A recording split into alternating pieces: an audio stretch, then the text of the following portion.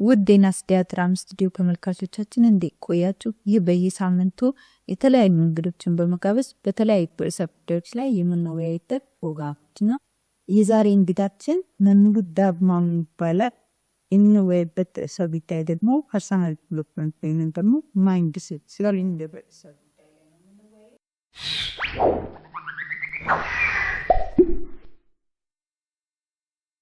ስምህን የተወለድክበትና ትንሽ ስላስተዳደግ ሁሉ ነገር ወጥ። እሺ አመሰግናለሁ። እኔ ስሜ ዳግማዊ አበራ እባላለሁ። የተወለድኩት እዚሁ ጅጅጋ ከተማ ነው። ስራዬ አስተማሪነት ነው። ያው እንደማንኛውም የኢትዮጵያ ልጅ ነው ያደግኩት። ከቄስ ትምህርት ቤት ከመዋዕለ ሕፃናት እያልን አንደኛ መደበኛ ሁለተኛ እያልን ያው እስከ ኮሌጅ ድረስ ተምሬያለሁ። ለ15 ዓመት በመምህርነት ስራ አገልግያለሁኝ እና ያው አሁን ባነሳነው ርዕስ ዙሪያ ደግሞ መጽሐፍትን ማንበብ ስለምወድ ያንን ያገኘሁትን ሀሳብ እንዳካፍል ጋብዘሽኛል። በጣም ደስ ብሎኛል። ማይንድ ሴት ወይንም ደግሞ ፐርሰናል ዲቨሎፕመንት ማለት ምን ማለት ነው? እንግዲህ እንደኔ አረዳድ ማይንድ ሴት ወይም ፐርሰናል ዲቨሎፕመንት የሚለው የእንግሊዝኛ ቃል የሚወክለው የሰውን ስብዕና መገንባት፣ በተለይ ከአስተሳሰብ ጋር በተያያዘ ሰዎችን ስብዕና የተሻለ እንዲሆን ባላቸው ላይ የተሻለ እንዲሆን የሚደረግ ጥረት ነው። በአብዛኛው ተያያዥነቱ ከስነ ልቦና ጋር ነው እና በስነ ልቦና እውቀት ያላቸው መምህራን የሚሰጡት ወይም በስነ ልቦና እውቀትን የሚያስተላልፉ መጽሐፍትን በማንበብ የሚገኝ እውቀት ነው። በሀገራችን በአሁኑ ሰዓት በሰፊው እየተስፋፋ ያለና አንድ ሰው በራሱ አስተሳሰብ ላይ መሻሻል የሚችልበትን ነገሮች እንዲያካትት፣ ምናልባት በዘልማድ ያገኘውን እውቀት ብቻ ይዞ ስለ ራሱ ማሳካት የሚፈልገው እንዲያሳካ፣ ማድረግ የሚፈልገው እንዲያደርግ የሚረዳውን ነገር ያለውን ክፍተት ለመሸፈን የማይንድ ሴት ወይም ደግሞ ፐርሰናል ስልጠናዎች ይሰጣሉ ማለት ነው። በዛ ዙሪያ እንደኔ አረዳድ ይህንን የሚያመለክት ቃል ነው ብዬ አስባለሁ። ማይንድ ሴት ወይም ፐርሰናል ዲቨሎፕመንት ማለት ራስ ላይ መስራት ከሆነ ሰዎች ያደጉበት የራሳቸው ማንነት አላቸው። 20 ዓመት 30 ዓመት የሚሆን ያደጉበት በዛ እድሜ ልክ አለና ያንን አፍርሶ እንደገና መገንባት አይከብድም? ልክ ነው። አንዳንድ ጊዜ በተሳሳተ መንገድ ይሄ ሀሳብ ሲወሰድ ሰዎች ያላቸውን ነገር አፍርሶ እንደገና መስራት ተደርጎ ሊተረጎም ይችላል።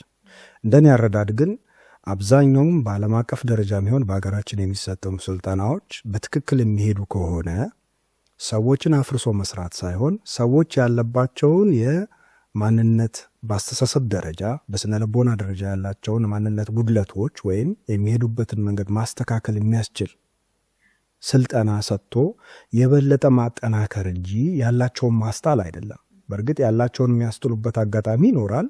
ከማይፈለጉ አካሄዶች አንጻር የመጡትን ትክክል ናቸው ተብሎ የታሰቡትን አካሄዶችና ልማዶችን ለማስተው የሚሰጡ ነገሮች ይኖራሉ። ሆኖም ግን ፐርሰናል ዲቨሎፕመንት ሲባል የራስን ስብዕና ጉድለቶች ለማሟላትና የተሻለ ማንነት ላይ ለመድረስ የሚደረግ ጥረት ነው የሚል ግንዛቤ ነው በእኔ በኩል ያለኝ። አመለካከት ሲቀየር ሁሉም ነገር ይቀየራል ተብሎ ይታሰባልና የምንፈልግበት ወይንም ደግሞ የሚገባን ቦታ ላይ ለመድረስ ማወቅ ያለብን ወይ ደግሞ ልንጠቀማቸው የሚገቡ ቴክኒኮች አሉ ካሉ አሁን የጠየቅሽኝ ጥያቄ ለመመለስ ለውይይት የቀረበውን መጽሐፍ መጥቀስ አለብኝና መጽሐፉ ሲልቫ ማይንድ ኮንትሮል የሚባል በ1977 በአውሮፓውያን አቆጣጠር የታተመ የውጭ ሀገር መጽሐፍ ነው። ይህ መጽሐፍ ያዘጋጀው ግለሰብ እንደጠቀሰው ከሆነ በአንጎል አሰራር መሰረት 4 አይነት የኤሌክትሪክ ሞገድ ስለምናመነጭ እነዚህን ሞገዶች ጠንቅቆ ማወቅ ይጠይቃል ይላል። አመለካከትን ወይም ደግሞ የምንፈልገውን ግብ ለማድረግ የሚያስችለን የትኛው ሞገድ ነው ብለን መለየት አለብን ብሎ ያምናል። በሱ አገላለጽ መሰረት ደግሞ ከ4ቱ የሞገድ ደረጃዎች ማለትም ቤታ፣ አልፋ፣ ቴታና ዴልታ ከሚባሉት ውስጥ አልፋ ሞገድ ላይ ሆነን ብንገኝ የምንፈልጋቸውን የአመለካከትም ለውጥ ሊሆን ይችላል፣ የአስተሳሰብ ወይም ደግሞ ልንተገብረው የፈለግነውን ነገር ለአእምሯችን በመንገር በአግባቡ ውጤት እንድናገኝ ይሄን ነገር ጠንቅቆ ማወቅ ያስፈልጋል ብሎ ያምናል እና በመነሻነት ይሄ ነገር መታወቅ አለበት ይህን ነገር ከታወቀ በኋላ ደግሞ ማንኛውም ሰው ይህንን ሞገድ ላይ ገብቶ የሚፈልገውን የአመለካከት ለውጥ ወይም ደግሞ ያሰበውን ለመተግበር ሲፈልግ የጥሞናን ወይም ደግሞ በእንግሊዝኛው ሜዲቴሽን የሚባለውን መተግበር መቻል አለበት፣ መለማመድ አለበት። ምክንያቱም እዚህ ሞገድ ደረጃ የሚገባው የሜዲቴሽን ወይም ደግሞ ጥሞናን በመለማመድ ስለሆነ ማለት ነው። ስለዚህ እንደዚህ ግለሰብ ወይም ይህን መጽሐፍ እንደጻፈው ግለሰብ አስተሳሰብ ከሆነ አእምሯችን ዝግ ባለ ሰዓት የሚያገኘውን አቅም እና ፈጣን በሆነ ሰዓት የሚያገኘው አቅም ይለያያል ብሎ ስለሚያምን ይህን መሰረታዊ ጉዳይ ማወቅ ያስፈልጋል የሚል ግምት አለ። ከዛ ደግሞ ሌሎች የአሰራር ሂደቶች አሉ። እነዛ ደግሞ መተግበር ይጠበቅበታል ማለት ነው። ያ ሰው ራሳችንን ከማንፈልጋቸው ልማዶች እንዴት ማላቀቅ እንችላለን? ለምሳሌ በጠዋት ያለመነሳት ልማድ ቢኖራል፣ እንዴት ያንን በሌላኛው መተካት እንችላለን? በጣም ጥሩ። እንግዲህ በሰውየው የምርምር የ20 ዓመት ምርምር ውጤት በተገኘው ነገር መሰረት ከሆነ በመጀመሪያ ጥሞናን መለማመድ አለበት። አንድ ሰው ጥሞናውን ማድረግ ከቻለ እና ራሱን አልፋ የኤሌክትሪክ ሞገድ ደረጃ ማለት ነው 10 ሳይክል ፐር ሰከንድ ነው የሚባለው፣ እዛ ላይ መድረስ ከቻለ ከዛ በኋላ የሚያደርገው ምንድን ነው? እዛው የጥሞና ሞገድ ደረጃ ላይ ባለበት ሁኔታ ውስጥ በምናቡ የሚስላቸው ነገሮች አሁን ለምሳሌ የሚፈልገው ይህ ሰው ሲጋራን ማጨስ ማቆም ከሆነ የሚፈልገው በዛ ሞገድ ደረጃ ውስጥ ሆኖ ሳለ በምናቡ በሶስት መልክ መጀመሪያ ሲጋራ ሲያጨስ ያያል። እንደ ምናብ ስንል እንደ ፊልም ወይም እንደ ተንቀሳቃሽ ምስል የምናየው ነገር ነው በአእምሯችን ውስጥ። በዛ ሁኔታ ሆነን ማለት በጥሞና ውስጥ ሆነን መጀመሪያ ሲንቀሳቀስ ሲያጨስ ያያል። ይሄ ያየውን የተንቀሳቃሽ ምስል ወደ ግራ ያሻግርና ቀጥሎ ደግሞ ሲያጨስ ሲያቆም ማጨስን ለማቆም የሚያደርገውን ጥረት ያያል እንደ ተንቀሳቃሽ ምስል ወይም እንደ ፊልም። በቀጣይነት ደግሞ ሙሉ ለሙሉ አቁሞ ደስተኛ ሲሆን ነፃ ሲሆን በተደጋጋሚ ይሄንን በተለያዩ የጥሞና ወቅቶች ይሰራበታል። እና ምንድነው ሰውየው ያገኘው? ይሄንን ነገር በማድረግ አእምሯችን በተፈጥሯዊ አሰራሩ መሰረት ያልነውን ነገር እውን አድርጎ የመቀበልና ወደ ተግባር የመሄድ ተፈጥሯዊ አቅም ስላለው ይህንን በተደጋጋሚ ባረገ ቁጥር እና በትክክል የተባለውን መመሪያ ተከትሎ ተግባራዊ ባረገ ቁጥር ውጤት ያገኛል ብሎ ያምናል። እና በዛ መሰረት ነው ወደ ውጤቱ የሚገባው የሚል በጥናት ላይ የተመሰረተ በሙከራ ላይ የተመሰረተ ግኝትን ነው ያስቀመጠው መጽሐፉ ላይ። እንግዲህ አሁን ምንድነው እነዚህ አራቱ የአእምሮ ሞገድ ደረጃዎች? የመጀመሪያው እንደተባባል ነው ወይም ቀደም እንደጠቀስኩት የቤታ የሞገድ ደረጃ የሚባለው ነው። ይሄ ከ24 እስከ 14 የሞገድ ወይም ሳይክል ፐር ሰከንድ የሚባል አለ፣ መለኪያ አለው። የአእምሮ ኤሌክትሪክ ምትን የሚለካበት መሳሪያ አለ፣ ኤሌክትሮሴፋሎግራፊ ይባላል። በአሁኑ ሰዓትም በሰፊው ስራ ላይ እየዋለ ያለ ነው በሕክምናው ዓለም። በዚህ መለኪያ መሰረት ቤታ ላይ የሚገኘው ስንለካ አክቲቭ የሆንበት አሁን እናንቺ በእንቅልፍ ውስጥ አይደለንም፣ በእንቅስቃሴ ውስጥ ነው ያለ ነው። ይህንን ሲለካ ከ20 እስከ 14 ነው የሚያሳየው በመለኪያው። ይህንን ሰዓት የሚለው ምንድነው? አክቲቭ ነን ወይም ደግሞ ንቁ ነን። ይሄ ሰዓት አይደለም የሚመከረው ነው የሚለው ያ ሰው በጥናቱ መሰረት ማለት ነው። ምንድነው የመከረው? አልፋ ማለት ከ14 እስከ 7 እየወረደ ነው የሚሄደው በተቃራኒና ከ14 እስከ 7 ባለው ሳይክል ፐር ሰከንድ ውስጥ ነው አልፋ። ከዛ ውስጥ ደግሞ 10 ሳይክል ፐር ሰከንድ የሚባለውን አይነት ትኩረት ያደረገው። ይሄንን ሲባል በጥሞና ውስጥ ሆነን ነው። ጥሞና ወይም በእንግሊዝኛው ሜዲቴሽን የሚባለው ሁኔታ ውስጥ ሆነን ተገኝተን ነው ይሄንን የምናደርገውና ይሄ ነው ጠቃሚው ብሎ ያምናል። ሌላው እንግዲህ ቴታ አለ። እሱ ከ7 እስከ 4 ሳይክል ፐር ሰከንድ ያሳያል። ዴልታ ደግሞ የሚባለው ይሄ በጣም ጥልቅ እንቅልፍ ውስጥ ወይም ደግሞ ወደ ሞት ደረጃ የሚባለው ውስጥ ስንገኝ ያለው የሞገድ ደረጃ ነው እና እሱ የሚመክረው አልፋ ላይ ነው ውጤታማ የምንሆነው። ለምንድን ነው አልፋን ውጤታማ እንሆናለን? በምርምሩ ያገኘው ውጤት ምንድን ነው? ሁለቱንም ግራና ቀኝ አእምሮ የአንጎል ክፍሎች በአግባቡ አቅማቸውን መጠቀም የምንችልበት ነጥብ ነው ብሎ በግኝቱ ስላረጋገጠ ነው ይህን የሚመክረው ማለት ነው። የማሰላሰል ችሎታችንን ማዳበር፣ የማሰላሰል ችሎታችንን እንዴት ማሳደግ ይቻላል? አሁን አንዳንድ ሰው አንድ ነገር ላይ ትኩረት ማድረግ የማይችሉ ሰዎች አሉ። እውነት ነው። እና ያንንስ እንዴት ማሳደግ ይቻላል? ቴክኒኮች አሉት?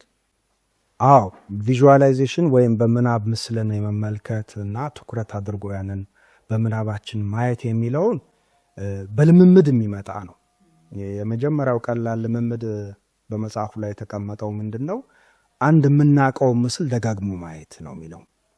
ወደ ጥሞና ከመግባታችን በፊት አጠገባችን ያለ አንድ ምስል ማየት እንችላለን፣ ወይም ደግሞ የምናውቀውን አንድ ምስል መያዝ እንችላለን። ከዛ ወደ ጥሞናው ከገባን በኋላ ያንን ምስል በምናባዊ ምስል ማሳያ የምንሰራው አለ። 4 ማዕዘን ያለው ከኛ በ2 ሜትር ርቀት ላይ የተቀመጠ በምናባችን የተቀመጠ ምስል ማሳያ እናደርግና እዛ ላይ ያንን ምስል ደጋግሞ ማየት።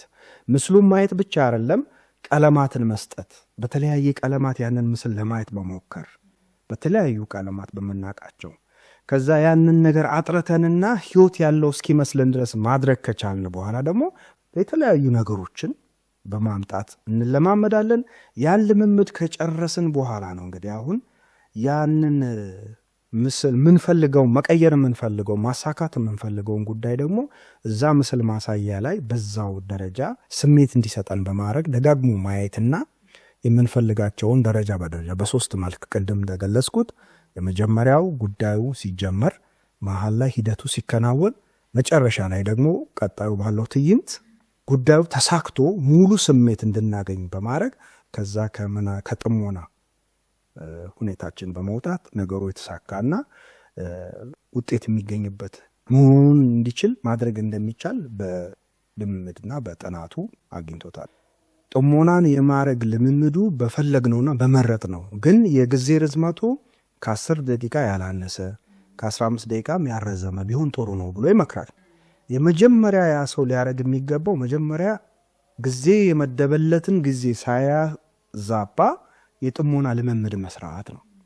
ከዛ በኋላ በየትኛውም ሰዓት ላይ ወደ ጥሞና የመግባትና በጥሞና ውስጥ ማድረግ ያለበትን ማድረግ እስከቻለ ድረስ ውጤት ያገኛል ብሎ ያምናል።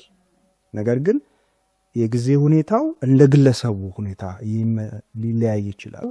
ጥሞና ውስጥ የሚገባበትን ልምምድ ያ ግለሰብ በደንብ ካሳካ በፍጥነት ጥሞና የሚገባበት ስልቶችንም ጠቅሷል፣ ዘዴዎችን። ለምሳሌ 3 ጣትን በማገናኘት ወደ ጥሞና በፍጥነት የሚገባበት ሁኔታ እንደሚቻል ስላረጋገጠ በማንኛውም ሰዓት የሚለውን ምክር የሰጠበት ምክንያት ያ ነው። 3 ጣቱን በማያያዝ የመግቢያ ቃላትን በመጠቀም ወደ ጥሞና መግባት ችሎ የሚፈልገውን ጉዳይ ከጨረሰ በኋላ በመውጫ ቃላቶቹ መውጣት የሚችል ከሆነ በዚህ መልኩ ቴክኒኩን ሰርቶ ስላረጋገጠ በማንኛውም ሰው ሰዓት መግባት ይችላል የሚለውን ነገር የደገፈው ለዛ። ሰዎች የማቀር ችግር የለባቸውም፣ ያቅዳሉ፣ እኔንም ጨምሮና ግን በእቅዶቻቸው ሲገኙ ወይንም ሲተገብሩ አናስተውልም። ይሄ ከማይንድ ሴት ጋር ወይንም ፐርሰናል ዲቨሎፕመንት ጋር ይገናኛል። ይህን ጥያቄ እንደ ግለሰብ እኔ ራሴን ጠይቃለሁ። ግን እቅድን በማቀድና ውጤታማ በመሆን ዙሪያ የሚለውን ነገር እኔ ከዚህ ካነበብኩት መጽሐፍ ላይ ያገኘሁት ጥሩ ምክር ምንድን ነው? በመጀመሪያ የሚደረስበትን እቅድ እንድናቅድ ይመክራል። ሲቀጥል ደግሞ ለዛ እቅድ መሳካት የሚሆኑ መደላድሎች መፍጠር አለብን ብሎ ያምናል። ከዛ በኋላ ደግሞ የአእምሯችን ሙሉ ኃይል ተጠቅመን ተፈጥሮ ኃይላትም እንዲያግዙን በማድረግ ማለት ነው ተግባራዊ እንድናደርግ ቴክኒኮቹን መጠቀም ብሎ ይመክራል። እና ብዙ ጊዜ ሰዎች እቅድ ሲያቀዱ ከትንሽ አይደለም የሚጀምሩት። ጠንካራ እቅድ ወይም ደግሞ ዝግጅት ያልተደረገበት እቅድ እናነሳና በዛ ዙሪያ ነው ስንለፋ የምንቆየው። እና መጀመሪያ ከልማድ አንጻር ስለሆነ ነገሮች የሚከናወኑት በህይወታችን ውስጥ እነዛን ልማዶች ቀስ በቀስ ደረጃ በደረጃ የምናካሄድበትን መንገድ መከተሉ አዋጪ ነው፣ ከትንሽ በመነሳት ማለት ነው። ትንንሽ ልማዶች ተጠራቅመው ነው ትልቅ ልማድ የሚሆኑትና እቅድ ስናቅድ አንደኛ ተደራሽ ነው ወይ የሚለውን ማረጋገጥ መቻል አለብን። ሁለተኛ የኔ ሁኔታ ይህንን እቅድ ለመከወን ድጋፍ የሚያደርግበት አግባብ አለው ወይ? ሲቀጥል ደግሞ ይሄን አሁን እያወራው ያለውትን ከመጽሐፉ የተገኘውን ቴክኒክ ማወቁ ጠቃሚ ነው። እነዚህም ቴክኒኮች የአእምሮ አሰራርን ስናቅ ነው አእምሮአችንን ወይም ደግሞ አቅማችንን በአእምሮአችን የምንጠቀመውን አቅም ማውጣትና ውጤታማ መሆን የምንችለውና ስለ አእምሮ አሰራር እስከተረዳን ድረስ እቅዱ ከኛ ጋር ተያያዥና እውነታ ያለው ወይም ተጨባጭነት ያለው መሆኑን ማረጋገጥ ከቻልንና ከትንሽ ወደ ትልቅ ነገሮች ያደጉ እንደሚሄዱ ካመንን ውጤታማ ማንሆንበት ምክንያት የለም የሚል የግል አስተያየት አለኝ። አእምሯችንን የምናሰለጥንበት ቴክኒኮች አሉ? ካሉስ አንድ ሁለት ብለህ ታብራራለህ? መጽሐፉም ሙሉ ማንበብ ይጠይቃል። እዛ ላይ ካየሁት እንደተረዳሁት ወይም ደግሞ እኔ ያገኘሁት ምንድን ነው፣ መጀመሪያ እቅዶቹ ተአማኒነት እንዲኖራቸው እና ያንን ማረጋገጥን ይጠይቃል። ከተአማኒነታቸው ባሻገር ደግሞ የግል ሁኔታዎቻችን እንድናገናዝብ ነው የሚጠይቀን። ከዛ በመቀጠል ደግሞ የግል ሁኔታዎቻችን ካገናዝበን ካየን በኋላ ከተቀመጠው ቴክኒክ በምናብ ማለትም በጥሞና ውስጥ እንሆናለን። በምናባችን ያንን የምንፈልገውን ጉዳይ በደረጃ በ3 ደረጃዎች እናየዋለን። ያንን በ3 ደረጃ ምናባችን ውስጥ ስናየው ግን ስሜት የሚሰጥና ህይወት ያለው እና በቃ እውን መስሎ እስኪሰማን ድረስ መሆን መቻል አለበት ነው እሱ ብሎ የሚመክረውም ቴክኒኩን በሰዎች ላይ ተግብሮ እንግዲህ መጽሐፉን እኔ አግኝቼ ሳነብ ቀደም እንደጠቀስኩት በ1977 ነው የታተመው። ብዙ ሂደቶችን አልፎ አሁን ሰዓት ላይ ግን $450 የሚሰጥ የትሬኒንግ ትርፋማ እስኪሆን ድረስ ደርሷል። ይሄ የሆነው ምንድን ነው? በሰዎች ህይወት ውስጥ በትክክል ቴክኒኮቹ ወይም ስልቶቹ እስከተተገበሩ ድረስ ውጤታማ እንደሆኑ ስላረጋገጠም ነው።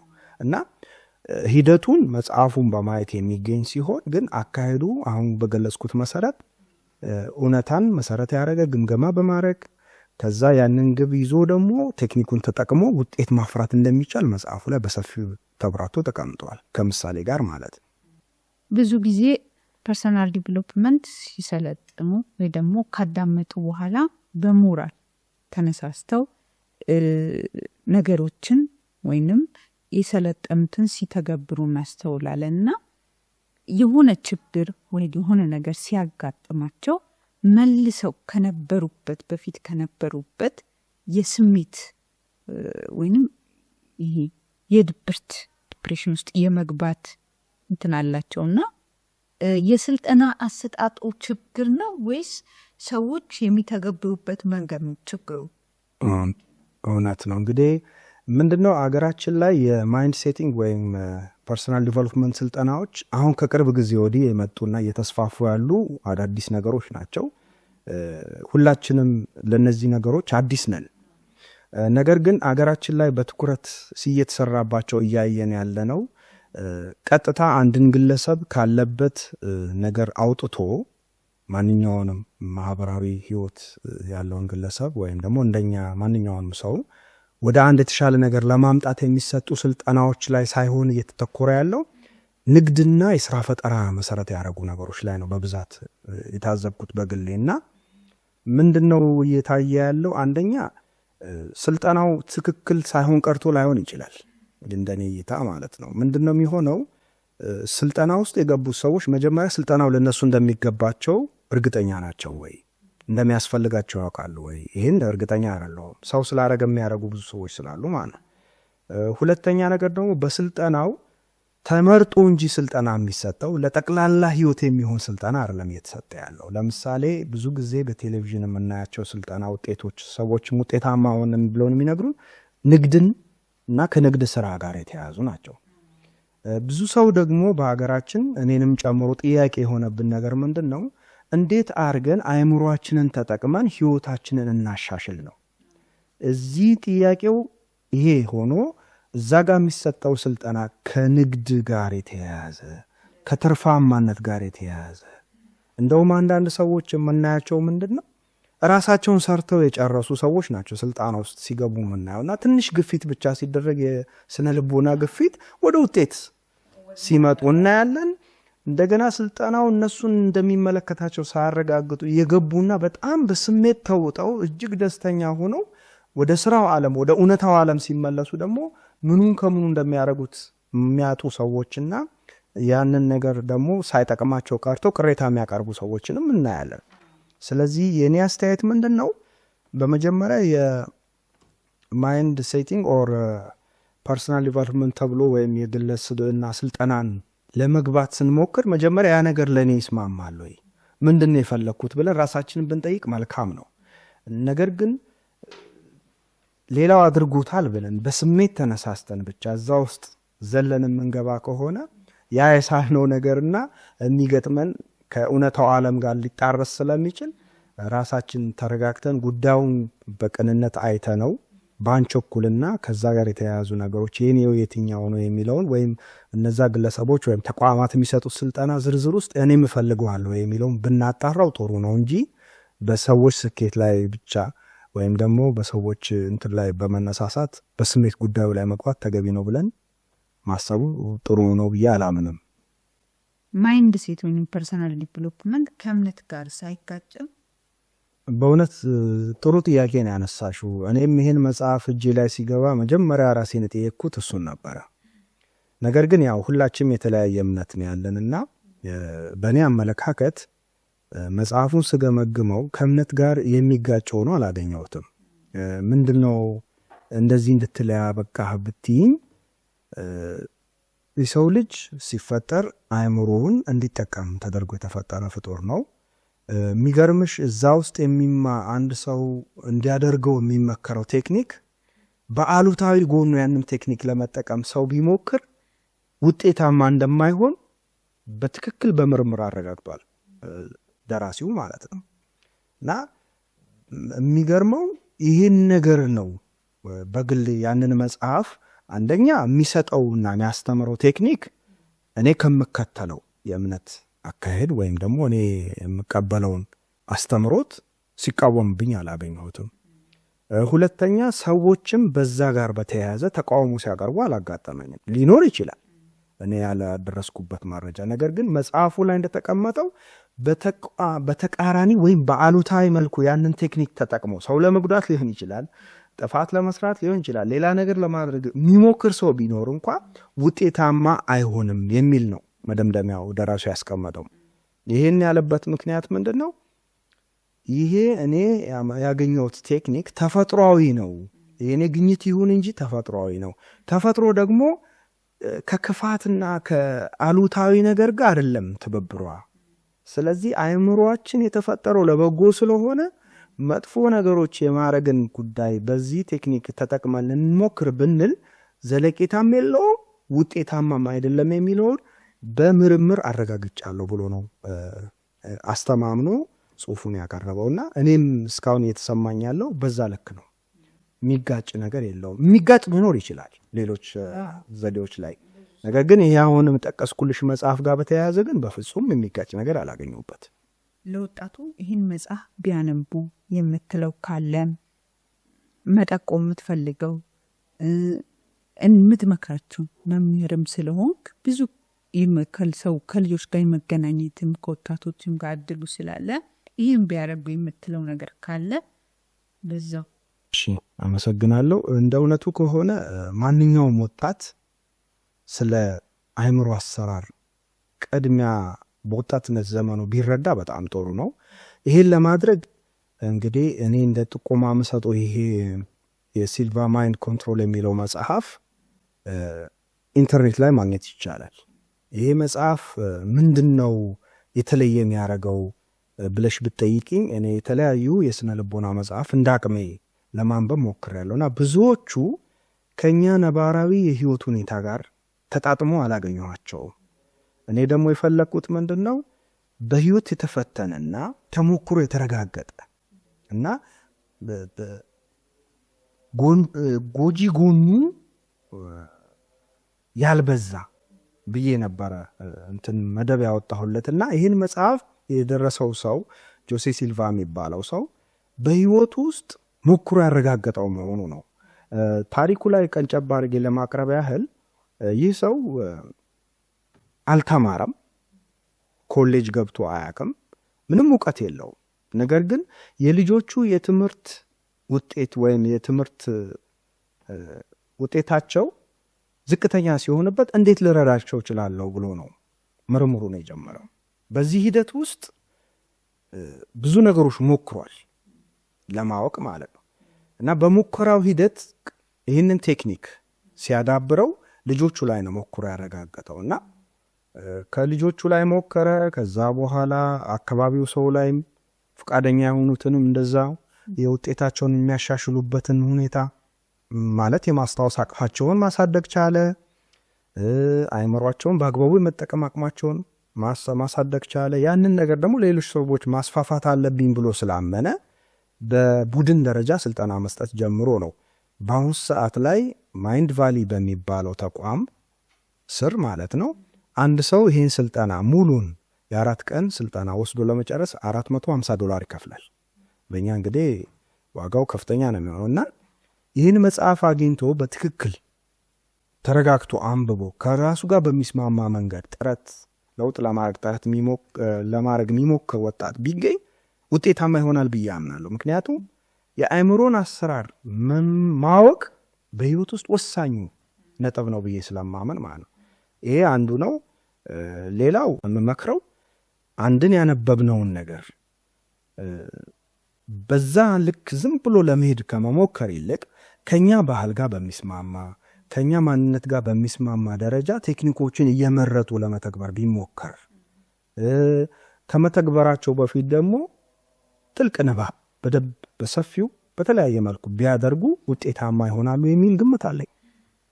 መጽሐፉን ጠቁመሃቸዋልና መጽሐፉ ላይ ደራሲው እንደጻፈው ያልተማረ ነው።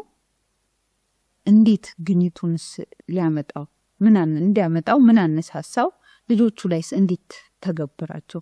ሰዎች ወይንም በአካባቢው ላይ እንዴት ተደራሽ ሊሆን ቻለ? እምነትስ እንዴት ሊያገኝ ቻለ? እውነት ነው። ጥሩ ጥያቄ ነው።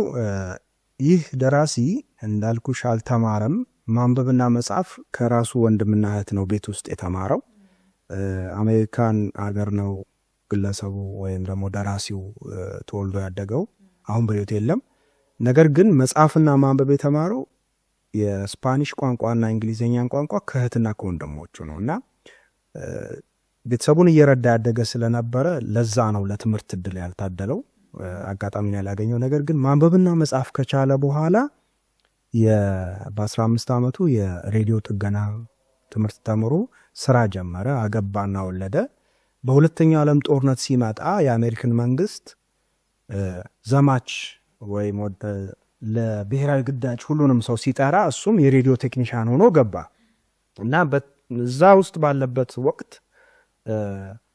የጦሩ የስነ ልቦና ባለሙያ የጠየቀው ጥያቄ ነው ስነ ልቦናን እንዲያጠና መንስኤ ሆነው ማለት ነው። እና ያ ኮሎኔል ወይም ደግሞ የስነ ልቦና ባለሙያው የሆነው ሰው የጠየቀው ጥያቄ ምሽት ላይ ተኝተህ ትሸናለህ ወይ የሚል ጥያቄ ጠየቀው። በጣም ገረመው። እኔ ትልቅ ሰው ነኝ እንዴት እሸናለሁ ተኝቼ? ምን አይነት ማይረባ ጥያቄ ነው ብሎ መልስ ሰጠ። እንደገና ሴቶች ትወዳለህ ወይ ብሎ ጠየቀው። አንዴ እኔ ጌታዬ ምን እያልክ ነው? እኔ አግብቼ 3 ልጆች አባት ነኝ፣ ሚስት አለኝ። እንዴት እንዲህ አይነት ጥያቄ ጠይቀኛል? ምን አይነት ማይረባ ጥያቄ ነው? ይጠቅምሃል ግን ብሎ በዚህ ነው መነሻ የሆነው። እና አዎ ለአንተ የሚጠቅም መስሎ ያልታየ ጥያቄ በእኛ ሙያ ግን ጠቀምሃለሁ። እና ምን አይነት ሙያ ነው ይሄ ሙያ ሲል የስነ ልቦና ሙያ ይባላል። እና ማወቅ ከፈለክ ይሄንን መጽሐፍ አንብብ ብሎ አንድ መጽሐፍ መሰረታዊ ስነ ልቦና እውቀቶችን የሚሰጥ መጽሐፍ ይሰጠዋል። እሱም መጽሐፍ አንብቦ እያዳበረው እያለ ወደ ግዳጁን ጨርሶ ወደ ሀገሩ ሲመለስ እሱን ባዳበረው የሂፕኖሲስ እውቀት ወይም ደግሞ የሰውን አእምሮ የማዘዝ እውቀት ተጠቅሞ የልጆቹን እውቀት የእውቀት የመቀበል አቅም ለማስተካከል ጥረት ማድረግ ጀመረ። እና በዚህ ሂደት ውስጥ ብዙ ጣውረድ ቢያሳልፍም ግን የልጁን አእምሮን የማቀበል አቅሟን ማሻሻል ቻለ። ሴት ልጁ ላይ ነበረ ዋናው ጥናት የሰራውና በወቅቱ ውጤት ሲያገኝ በዘመኑ ሊቅ ለነበረ ዶክተር ራያን የሚባል ዱክ ዩኒቨርሲቲ ውስጥ ይሰራ የነበረ እዛው አሜሪካን ለሱ ጻፈለት ደብዳቤ። እንዲህ አይነት ውጤት አግኝቻለሁ። አይኪው የሚባለው ወይም የሰዎችን እውቀት የመቀበል አቅም በተፈጥሮ ብቻ ነው የሚባለውን ሳይሆን በልምምድም እንደሚቀየር በልጅ ያረጋግጫለሁ ብሎ ጻፈለት። ግን ያ ባለሙያ የሰጠው መልስ ምንድነው? በፍጹም ሊሆን አይችልም፣ በተፈጥሮ ያላት አቅምን ተጠቅመህ እንጂ በልምምድ ወይም ደግሞ በሙከራና በስህተት ያገኘው አይደለም ብሎ አጣጣለበት። ነገር ግን እሱ የበለጠ ማረጋገጥ ስለፈለገ እና እርግጠኛም ስለነበረ ባገኘው ውጤት ከሰፈሩ ሌሎች 37 ልጆች ጨምሮ ተከታታይ ስልጠና በመስጠት እነዛም ልጆች ወደዛ አይኪዋቸውን ወደ ማሳደግ የሚችሉበት ደረጃ ላይ እንዲደርሱ ማድረግ ቻለ። ይህንን ነገር ደግሞ ከሌሎች ተጨማሪ በጊዜ ሂደት ያገኛቸውን ቴክኒኮች ጨማምሮ ወደ 4 ቀን ስልጠና ቀየረው። 4 ቀን ስልጠና ነው የሚሰጠው የነበረው በወቅቱ። በ4ቱም ቀን ስልጠና ውስጥ አንድ ሰው የራሱን አእምሮ ራሱ ተቆጣጥሮ ውጤት ማግኘት በሚፈልግበት ቅርጽ ራሱን መጠቀም እንዲችል መርዳት ቻለ። ይሄ ስራው በጣም አሜሪካን ሀገር ውስጥ በብዙ ኮሌጆች በብዙ ትምህርት ቤቶች ውስጥ እንዲሰጥ ተደረገ። አልፎ ደግሞ ዓለም አቀፍ ደረጃ ወደ 21 ዓለም አቀፍ ተቋማት ሀገራት ስልጠናው መስጠት ቻለ። በአሁኑ ሰዓት ማይንድ ቫሊ በመባል ኢንተርኔት ላይ ገብቶ ማየት ይቻላል። በመላው ዓለም እጅግ ትርፋማ የሆነ ድርጅት እንዲሆን አስችሏል እና አሁን ድርጅቱ ያው ልጆቹ ናቸው የሚቆጣጠሩት፣ በዛ ቀጥሏል። እና እኔ የተዋወቅኩትም ማይንድ ቫሊ የሚል እንትን ውስጥ ገብቼ ነው። እዛ ስልጠና ከሚሰጡ አንዱ አሰልጣኝ ይህን መጽሐፍ ብታነቡት ባለው ጥቆማ መሰረት አንብቤ ነው እኔም ከዚህ መጽሐፍ ጋር መተዋወቅ የቻልኩትና ማንም ፍላጎት ያለው ሰው ኢንተርኔት ላይ በመግባት መጽሐፉንም ከመጽሐፉ ጋር የተያያዙ ነገሮችን ማየት ይችላል የሚል ሀሳብ አለኝ። በመጨረሻም አክብረህን ወደ ስቱዲዮ ስለመጣ እጅግ አድርገን ከልብ እናመሰግናለን። ማመስገን የምትፈልገው ካለ እድል እንስጥ።